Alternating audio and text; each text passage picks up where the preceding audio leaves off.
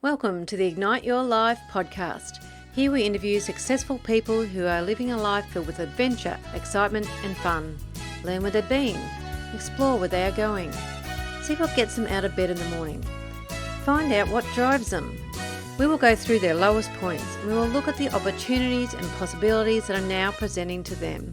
Come on a journey of ignition. I'm your host, Leanne Blaney. For more information, go to ignitepodcast.com. Let's ignite.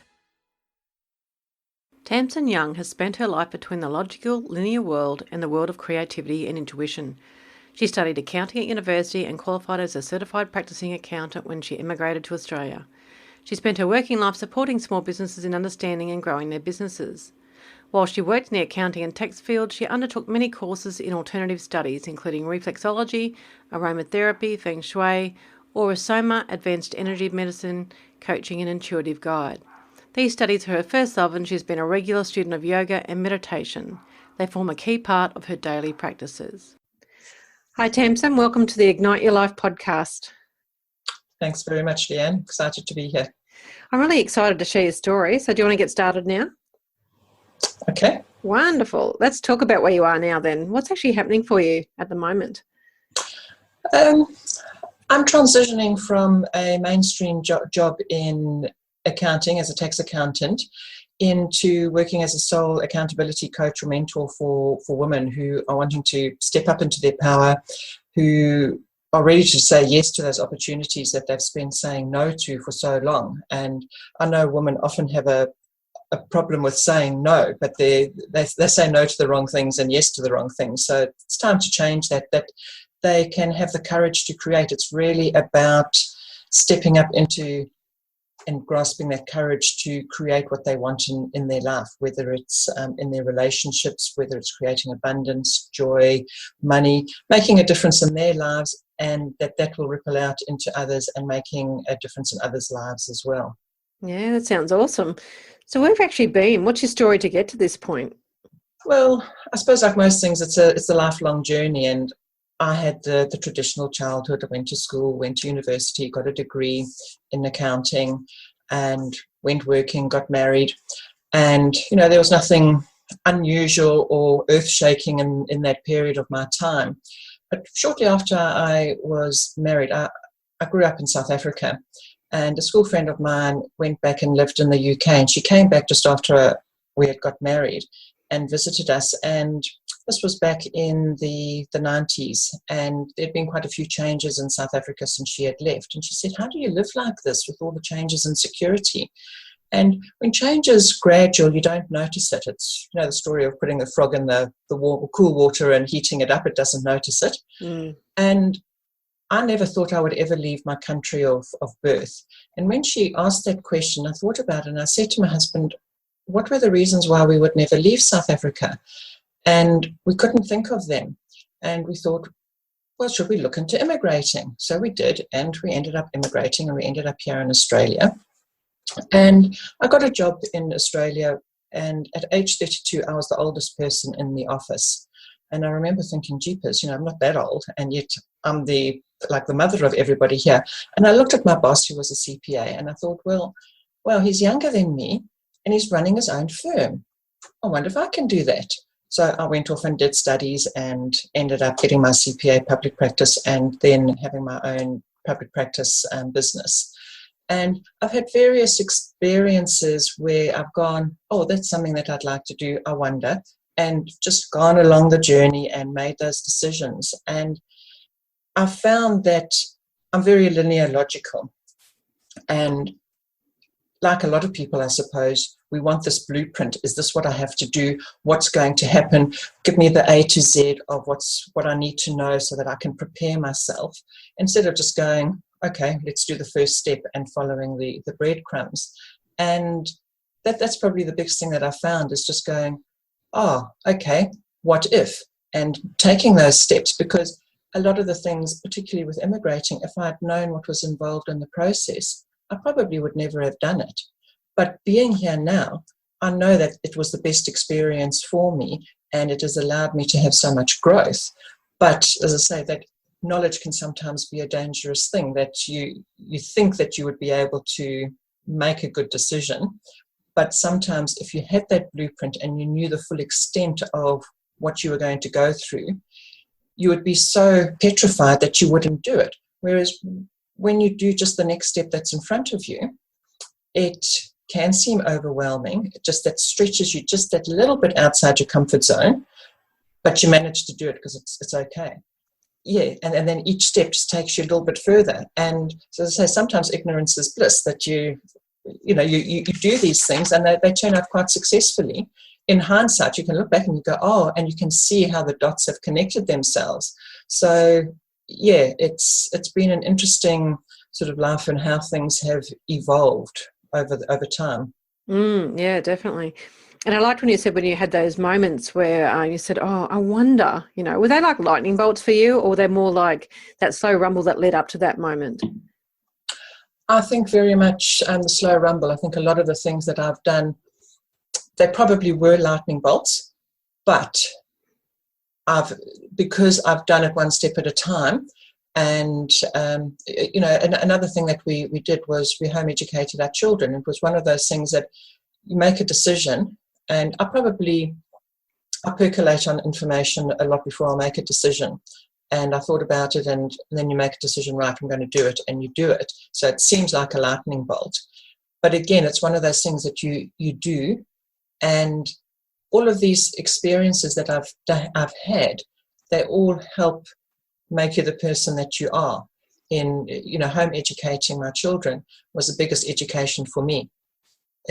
I learned so much about learning and educating people, and the different ways that people learn, and moving away from the traditional sense of learning and understanding that you don't have to have the traditional school environment. Children are the most amazing sponges, and they just learn without you actually teaching them anything. And that is also how we learn. Obviously, that I have no problems with education and teachers. They are a necessary part of our society. But learning doesn't have to be a container that this is what you have to learn. When you open up and allow people to learn what ignites their soul, there's no stopping what they will learn. And children just have a natural affinity for learning. It's just one of those things. So yes, for me, it definitely has been a slow evolvement of these things, and just kind of following the breadcrumbs, I suppose, as we go along. So what about what you're doing now? You're transitioning from a job into having this wonderful, well, I suppose, business in helping women, and that. What led you on that pathway? I've always been interested in all things alternative. So while I've had a very traditional career in accounting and very linear logical, there has always been this other side of me that has been interested in all things alternative. We call it woo-woo. I don't know, I've never sort of found a good term to all-encompassing of my interests. So I've always done yoga. I've always been very interested in practiced meditation, and I've studied a number of alternative therapies. I've done reflexology, aromatherapy, feng shui, you name it. If it's out there, I've heard of it or studied it, or something about it. And I've always had a yearning to go into that, but 20, 30 years ago, they weren't as mainstream as they were now, and they weren't quite what I didn't have the faith in myself and in the practice to be able to create a living out of it. So it was easier to follow the traditional path.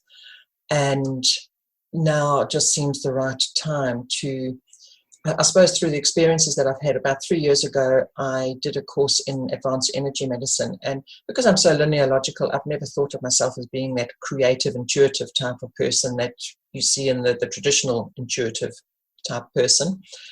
And I went on this advanced energy medicine course. It was just a weekend. And we did a bit of theory in the beginning. And then she said, right, now we're going to do some, read each other's chakras. And I'm like, okay, can we just carry on with some theory? That would be much more interesting, that I can just sit here and learn some more. And we broke up into pairs. And I go, well, you go first. And then it was my turn. And I'm just thinking, I have got no idea what I'm doing. And I did my reading. I'm just thinking, I'm making this up. This is a load of nonsense. And whatever. And everybody that I did a reading on came to me and said, well, it really resonated with me, what you said. Yeah. You're just saying that kind of thing. Anyway, we were encouraged to go off and do some more practice. And people volunteered, and they had friends who all volunteered. And I did a lot of readings on people, and I was doing them all remotely. I wasn't even connecting with them via something like Zoom. It was just I would tune in and do a reading of their chakras, and I'd send them a reading. And of the people that responded to my readings, I reckon at least 99% of them all said, wow, you really hit the nail on the head. And I was like, okay, so maybe there is something. Maybe I do have a bit of skill in here. And that led to another course, and that was a one-on-one course, and we went into it further. And she was the one who encouraged me to actually bring that intuitive side of me into my practical side of my business. And then this last 12 months, I've been doing a in-depth course in intuitive intelligence, and that has really strengthened my trust in myself, my faith in myself, my abilities, and knowing that we don't all have to be of the same vein in the way that we practice our intuitive skills, that I can be more practical, I can still be more linear logical, and it is a balance. We can be intuitive, but our intuitivity leads to us having to take action as well. It's not just getting these wonderful downloads and going, oh, I've got a download, that's fantastic, and doing nothing with it. We're getting those downloads to actually take action to create change in our life. And that's where our courage comes in, because I find for most people, they don't have a problem getting the information of what to do. They have a problem having the courage to act on the information that they're getting. Yeah, definitely. So you were talking earlier about, not looking too far forward because that would overwhelm you. Just do little steps in that. But have you had challenges along the way that made you feel like throwing in the towel? I think the biggest thing that I've found is forgetting that we're actually on a journey, and we're always going to be learning, because that's probably one of my challenges, is that whenever you do something, there is a learning element to it. It doesn't have to be a whole theoretical learning thing, but just going on into business using the internet. You've got so much to learn with how the internet works, setting up a website, all those practical skills, using something like Zoom, setting up all these different accounts, which can be quite challenging at times. And it just sometimes can be so overwhelming. There's so many things that you need to do, and you just think, is there no end to it? But when you look back at it and just go, well, it's all part of my growth, you're not going to get there. You're never going to be there where you are just all-encompassing of, I know everything that I need to do. Even people who have gone in depth with their knowledge will always be exposed to new things. And so it's a constant re-engineering of yourself and developing skills. And probably one of my biggest challenges has been in the last year. My husband had an accident a year ago, and it has been quite life-changing. And the biggest thing I've had to learn from that is asking for help and accepting it unconditionally, not that feeling of, oh, I have to repay these people in some way. And I think it's a lesson we all need to learn, of that. We're all very happy to help other people, but to actually receive it unconditionally is a major, major step. So yes, the challenges are just keep going, basically, that it is a journey. Just there is no there. Just keep going. Yeah. So what keeps you putting one foot in front of the other then? Do you have a big vision? What keeps me going is my soul's yearning, knowing that there's something out there and that I'm here to create a change. The big vision is I create that vision of what I think it is, but I think my big vision is very minuscule in compared to what the vision probably is. And I'm happy with that. As I've said before, I think I'd probably be overwhelmed if I knew the big impact that I could make. And Louise Hay is she's probably my number one person guarding light and she used to say that she would just do the next step in front of her. And again, it just comes to following those breadcrumbs. So sometimes you don't even have to know what the big vision is. You just have to be prepared to say yes to whatever the next thing is. I'm not just saying say yes to anything and everything that comes past you. You do have to use a bit of discernment. because otherwise you end up being taken advantage of and becoming a doormat. But when you see the opportunity, say yes, go through with that, follow through with that. Yeah, I love that. So what new possibilities have opened up to you then, now that you've gone on this new path? Well, obviously working with my intuition and combining that on the practical side is the big thing. But I think what I see happening is a big pull away from the corporate career type way of life happening, and women creating businesses that revolve around their family and their lifestyle, and that they are going to be creating a different way of life and of doing business. And women have got a different way of working, and working much more collaboratively. And I just love the idea that a rising tide lifts all boats, and that is what women are moving more towards, because that is more in their nature of supporting each other. And with me doing the work that I'm doing, encouraging women to have that courage to step up and do what they feel called to do, not just do the traditional roles of what we're seen to do. I see that creating a massive change in the world. I mean, we all talk about, what would you change in the world? Oh, I want peace on earth. Well, peace is only going to happen when we bring it into our lives. And if you can have a job that supports you, if you have a career that supports you, a vision that supports you and your family, that can create peace within your unit, well, that can only ripple out again into the world. It all starts first of all with yourself. And if you can create that peace within, that just flows to your family, flows to your community, flows out into the world. So that's where I see the biggest, the exciting things in the future of how we can change the way that the world does business. It doesn't have to be that dog eat dogs way. It's not the survival of the fittest. That doesn't apply to humans. When we come from a place of abundance and supporting each other, of giving and receiving in that way, it just changes the whole way that the world will operate. Yeah. Oh, it sounds so exciting. I love that. So talking about exciting, what's the exciting thing that you're looking forward to in the future? I think being able to create that kind of life for myself, being able to have that business where you can be at home and create change for others, and instilling that vision in my children, that they don't have to do what is traditional, that they will be open to the possibilities, because life is so different for them to what it was for us. And it's only by changing ourselves that we can change them, and again create new ripples in the world out there. Yeah, I love that. All right, let's have a change in pace and do the speed round. Okay. What's your favourite book?